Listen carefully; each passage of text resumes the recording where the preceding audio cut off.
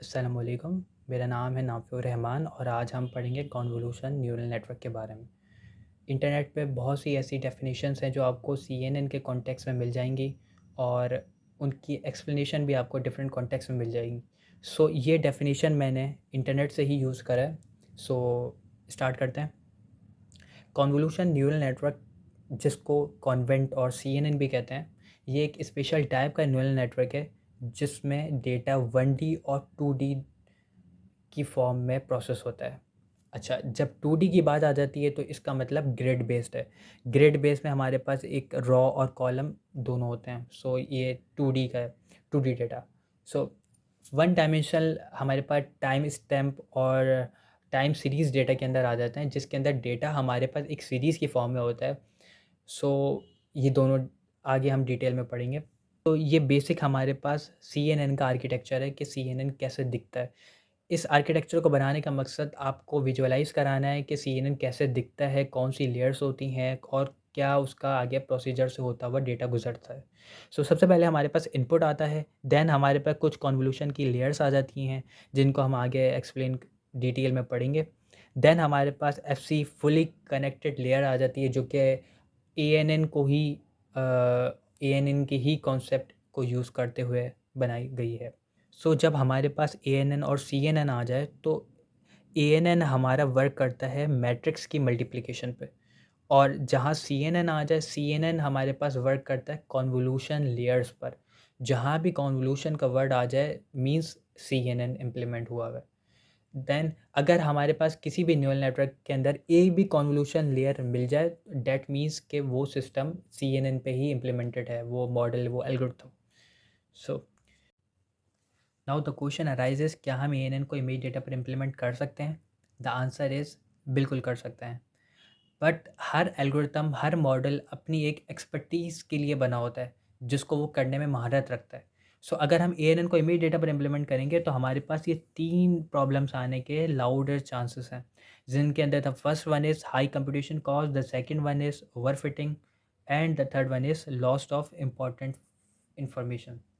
सो जैसे कि मैंने आपको बताया कि हमारे पास इमेज 2 डायमेंशनल डेटा होता है और ANN हमेशा 1 डायमेंशनल डेटा में इनपुट लेता है। सबसे पहला काम हमारा 2 डायमेंशनल डेटा को 1 डायमेंशनल डेटा में कन्वर्ट करना। इसको हम इस तरीके से करेंगे कि हमारी इमेज का जो फर्स्ट रॉ होगी वो फर्स्ट डायमेंशन में कन्वर्ट हो जाएगी, then second row first dimension, then third row. अगर हमारे पास जितना साइज़ होगा हमारे इमेज का, लाइक यहाँ पर 8 बाई 8 साइज़ की पिक्सल की हमारे पास इमेजेस हैं, हमारे पास 8 बाई 8 की पूरी इमेज जो है हमारे पास 1 डायमेंशनल डेटा में कन्वर्ट हो जाएगी। देन हर फीचर का हमारे नोड से डिस्टेंस, आई मीन वेट, और जितनी भी हमारे पास रॉस होंगी वो फर्स्ट डायमेंशन में कन्वर्ट होने के बाद हर हर फीचर का हमारे नोड से डिस्टेंस और उसकी बायसेस और उसके वेट्स की कैलकुलेशन। ये एक पूरा एक लेंथी प्रोसेस बन जाता है। इसके अंदर बहुत सारी कंप्यूटेशंस रिक्वायर्ड होती हैं। ये तो छोटी इमेज थी 8 बाई 8 की, बट जो हमारे पास इंडस्ट्रीज़ के अंदर ज़्यादा पिक्सल्स की इमेजेस यूज़ होती हैं। कैन यू इमेजिन के लार्ज पिक्सल्स पे हमारे पास, और ये हमारे पास 100 नोड्स हैं, जो कि काफ़ी कम है। हमारे पास इंडस्ट्रीज़ के अंदर बहुत ज़्यादा ANN के नोड्स पर काम होता है, जिनके अंदर इमेज के पिक्सल्स साइज़ भी ज़्यादा होता है। हमारे पास 8 बाई 8 साइज़ की इमेज पर वेट्स की कॉम्प्लेक्सिटी काफ़ी मुश्किल हो सकती है हमारे मैनुअली करने में।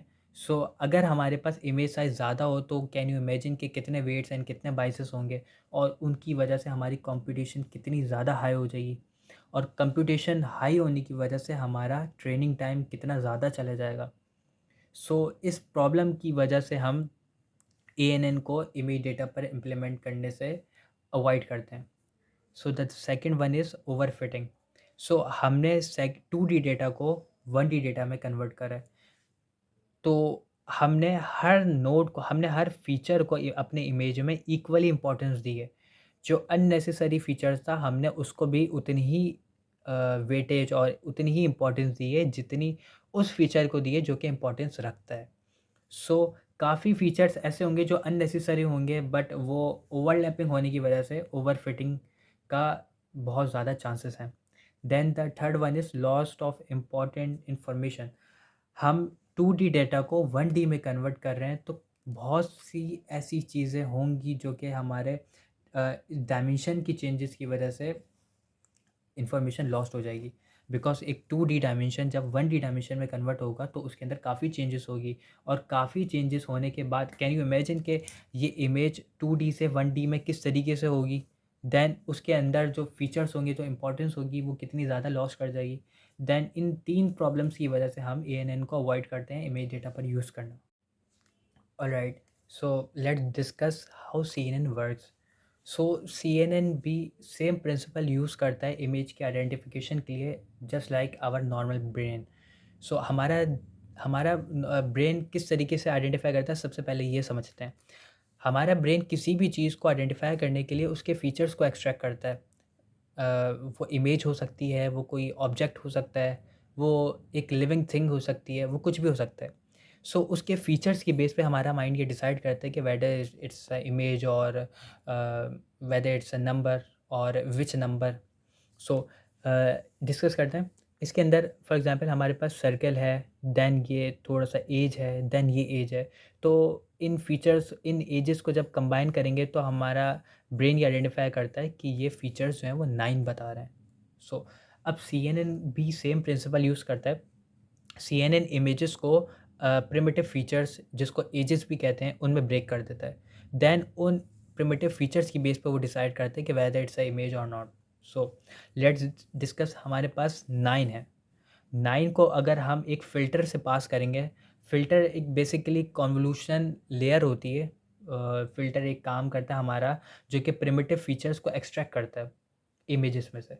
सो जब हम 9 पर फ़िल्टर अप्लाई करेंगे तो हमारे पास डिफरेंट टाइप के प्रिमिटिव फीचर्स एक्सट्रैक्ट होकर आ जाएंगे। देन वो हर प्रिमिटिव फीचर जो है वो इमेज से कंपेयर होगा, और जो प्रिमिटिव फीचर इमेज में प्रेजेंट होगा वो प्रिमिटिव फीचर एक्टिव हो जाएगा, और वो एक्टिव फीचर्स को जब दूसरी कन्वोल्यूशन लेयर से पास किया जाएगा, देन सिमिलर प्रिमिटिव फीचर्स मर्ज होकर एक नए मीनिंगफुल फीचर्स में कन्वर्ट हो जाएंगे। देन उन प्रिमिटिव फीचर्स को दोबारा से इमेज में कंपेयर किया जाएगा कि whether it should be mention और नॉट। सो देन उन इमेजेस, उन फीचर्स को दोबारा दूसरी कन्वोल्यूशन लेयर से पास किया जाएगा, तो वो एक नए मीनिंगफुल फीचर्स में कन्वर्ट हो जाएंगे। देन इसी तरीके से मल्टीपल कन्वोल्यूशन लेयर से पास करने के बाद हमारे पास एक ऑब्जेक्ट या एक नंबर या कोई इमेज आ जाती है, जिससे वी कैन आइडेंटिफाई कि इट्स इमेज और नॉट।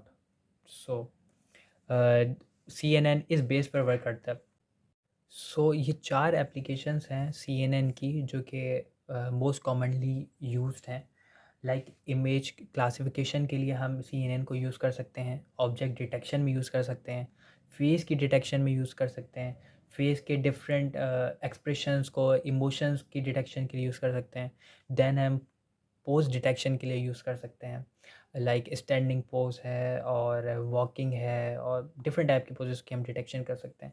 इमेज डिटेक्शन के अंदर सिर्फ डिटेक्शन नहीं, उस डिटेक्शन के साथ साथ हम प्रोबेबिलिटी को भी डिटेक्ट कर सकते हैं कि किस फीचर की क्लासिफिकेशन की कितनी ज़्यादा प्रोबेबिलिटी आ रही है। सो ये 4 ऐसी एप्लीकेशंस हैं जो कि आज के दौर में बहुत ज़्यादा यूज़ हो रही हैं।